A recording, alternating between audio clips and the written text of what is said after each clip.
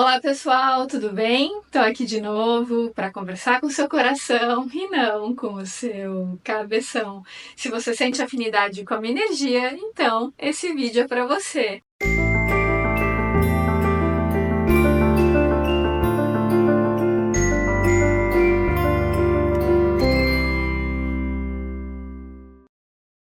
Gente, hoje eu quero dar algumas sugestões práticas de como a gente pode transformar uma situação adversa numa bênção. Normalmente, quando algum problema acontece na nossa vida, quando uma situação aparentemente ruim acontece, a gente tende a ficar muito mal, a ficar identificado com o problema, né? A só olhar o lado negativo.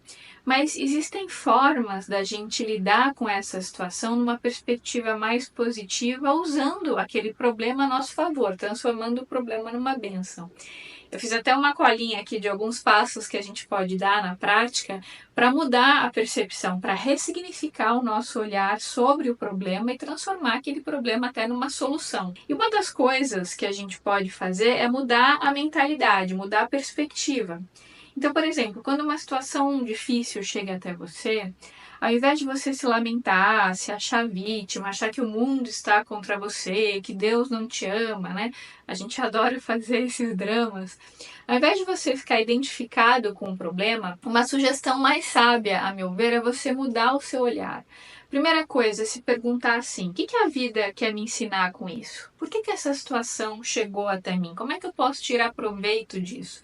Como é que eu posso enxergar o lado luz? Qual o aprendizado que eu tenho nesse problema? Então, quando você muda a perspectiva, você sai do processo de apego, de identificação e da vitimização. Porque você já começa a olhar aquela situação de uma maneira mais racional, menos passional, e você consegue se desapegar do problema, se distanciar dele. O guru Ramana Maharishi já dizia para a gente olhar essa vida como se ela fosse um filme.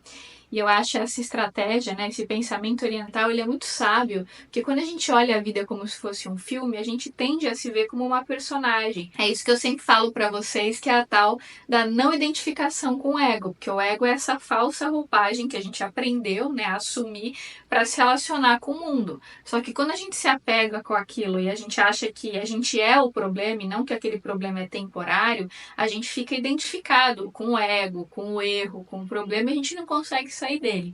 Então, mudar a perspectiva e começar a se perguntar: por que isso chegou até mim? O que eu posso aprender com essa situação? É o primeiro passo para você não se apegar ao problema e começar a pensar em soluções criativas para ele. A outra estratégia que também nos ajuda muito nessa mudança de perspectiva para transformar as dificuldades em bênçãos é a prática da gratidão. A neurociência hoje em dia já tem muitas pesquisas, né, que nos prova que a gratidão nos ajuda a sermos pessoas menos ansiosas, menos irritadiças, sermos pessoas mais confiantes. Então, gratidão não é só coisa de místico, maluco, não. Não é esse clichê que as pessoas acham que é. Pelo contrário, é aprender a reconhecer as coisas boas da vida, porque quando a gente muda o nosso olhar perante a realidade e começa a agradecer tudo o que acontece ao invés de reclamar, a gente muda a nossa frequência, que faz com que a nossa vibração também mude. E aí, com essa mudança de vibração, a gente começa a ter uma percepção mais clara para tomar decisões perceptivas e não reativas. Então, quando a gente começa a agradecer e a enxergar o lado luz da situação e encontra motivos para agradecer o que aconteceu, porque sempre tem algo bom, gente. Em qualquer situação, por pior que seja, se a gente vive no mundo dual, é impossível que não tenha nada de bom. Então, tem coisas boas ali.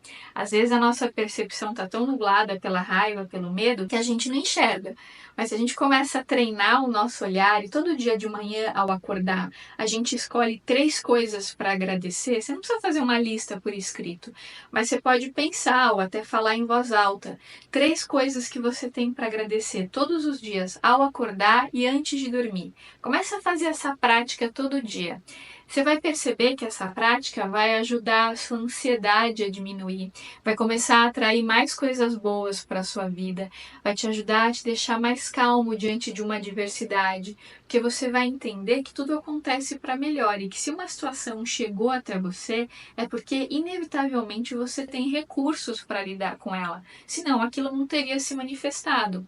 E você consegue ter essa percepção mais lúcida quando você faz diariamente a prática da gratidão, tanto ao acordar quanto antes de dormir. Outra estratégia que é muito simples e ao mesmo tempo muito profunda é procurar encontrar alguma lição diante daquela adversidade. Então, você está vivendo um problema, por exemplo, um fim de relacionamento, ou você foi demitido do seu emprego, sei lá, você teve algum problema com seu chefe, com um colega de trabalho, algum mal-entendido com um parente, alguma questão financeira.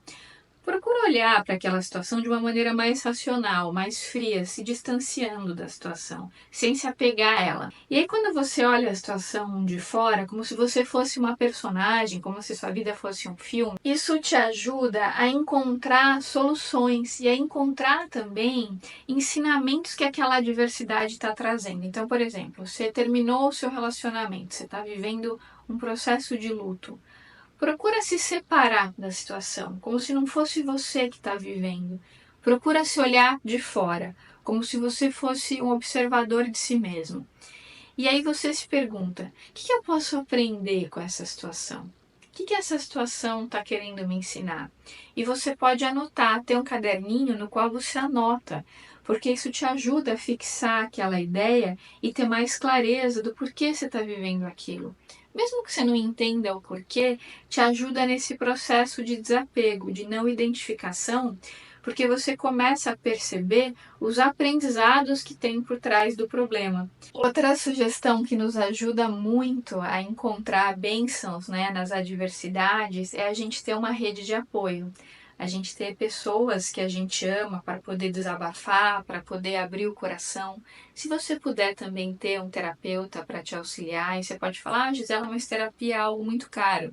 Depende, você pode encontrar um bom terapeuta pelo SUS ou nas clínicas escola de psicologia. Toda faculdade de psicologia tem uma clínica escola e você pode ser atendido pelos alunos que têm supervisão com os professores da faculdade, né? Você pode pagar preços simbólicos ou nem pagar nada, dependendo do local. Você também pode procurar profissionais que atendem a preços simbólicos ou até gratuitamente em algumas plataformas online. Tem profissionais que fazem um atendimento social. Então é possível sim você ter um atendimento terapêutico por um baixo custo e ter aquele auxílio de um profissional que vai te ajudar a acolher a sua angústia, para te ajudar a entender melhor o que você está passando, para te ajudar a perceber as ferramentas internas que você tem para lidar com aquilo.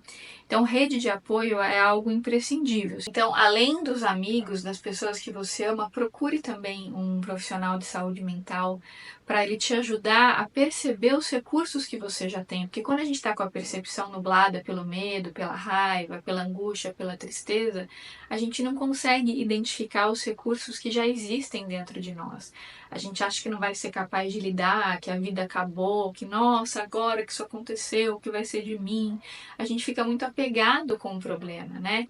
E quando alguém de fora nos ajuda a enxergar aquela situação com mais leveza, com mais maturidade, com mais serenidade, aos pouquinhos essa mudança de frequência vai fazendo com que a gente vá se acalmando e vá reconhecendo esses recursos que já existem dentro de nós e às vezes a gente nem sabia que eles estavam lá, nem lembrava que esses recursos existiam.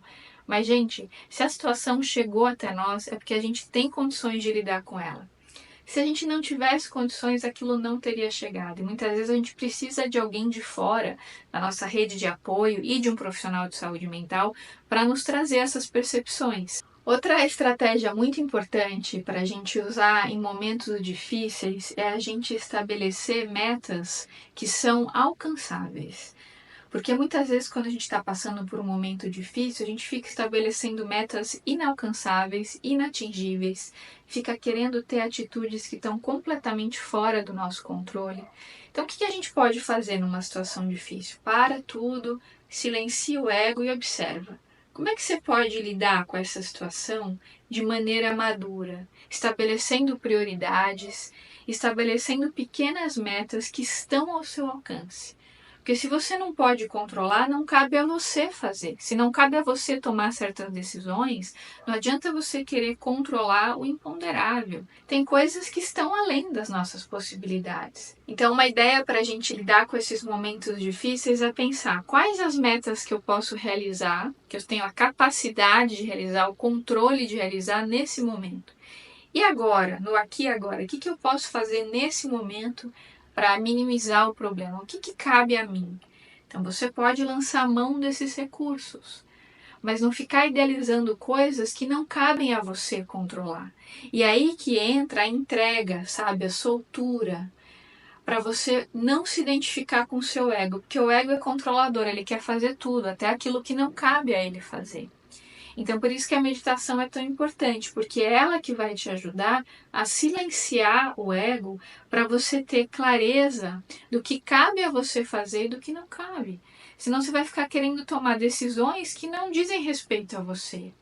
Então, esse silêncio interno vai te dar a percepção necessária para você ter clareza do que faz parte do seu controle, do que cabe a você fazer e do que não cabe. E outra coisa muito importante para a gente fazer nos momentos difíceis, gente, é unir atividade física para a gente poder acalmar a ansiedade, unir com as práticas de gratidão, com a meditação. Porque assim, com corpo, mente e espírito alinhados, muitos medos que a gente tinha começam a ser dissipados, a gente começa a ter percepções, né, insights que a gente não teria quando a percepção estava nublada pela raiva, pelo medo. Então, esse processo de não identificação, ele é a consequência do autocuidado, que também tem a ver com a autorresponsabilidade. Então, quando você para de culpar o mundo pelos seus problemas e começa a se auto-observar, né? O que a vida quer me ensinar com isso? O que eu posso tirar de lição desse aprendizado? Como é que eu posso agradecer e enxergar a luz dessa situação? Como é que eu posso encontrar coisas positivas nesse problema?